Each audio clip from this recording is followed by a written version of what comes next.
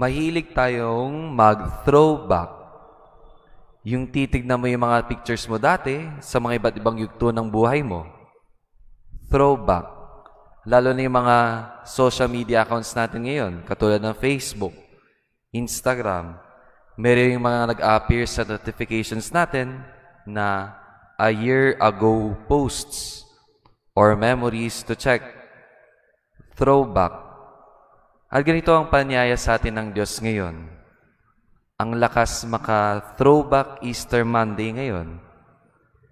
Jesus said to Mary Magdalene for today's gospel, "Go, tell my brothers to go to Galilee, and there they will see me."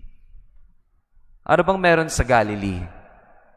Pwede naman sila magkita-kita ulit sa Jerusalem para ipamukha at ipamalas ni Jesus sa mga nagpapatay sa Kanya na muli siyang nabuhay.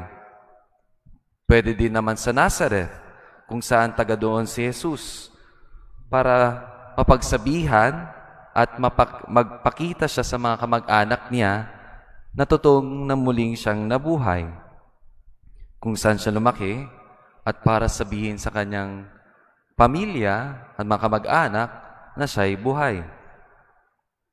Pwede naman sa iba pang lugar, pero bakit sa Galilee? Ang sagot, dito nagumpisa si Jesus na tawagin ng kanyang mga disipulo. Jesus called his first disciples in Galilee. Jesus is calling them again to the place where they have encountered God. Kumbaga, literally, they will have retreat or a return to the place where they first began. Kumbaga, pinapabalik ni Jesus kung saan sila unang-unang nagkasalamuha, kung saan unang-unang silang nakita ng Diyos. And dearly beloved, this is the invitation for all of us today, this Easter Monday, to remember and to return to our firsts. Simply put, God is inviting us to recall our first encounter with Him. Kailan po ba yung unang pagkakataon na nasabi nyo na nakasalamuhan ninyo ang Diyos? Kailan yung unang pagkakataon na nasabi nyo nakasalumuha at nakasalubong ko ang Diyos? Paminsan-minsan, ang Diyos, inaanyayahan tayo muli na manumbalik sa unang pagkakataon na nakita at naramdaman natin siya sa buhay natin.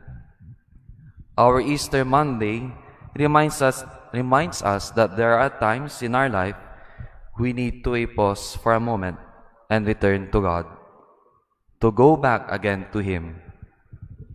Manumbalik sa alaala, manumbalik ulit sa piling niya. Now in silence we pray. Almighty God, thank you for calling us back again to you. Make us yours again, now and forever. Amen.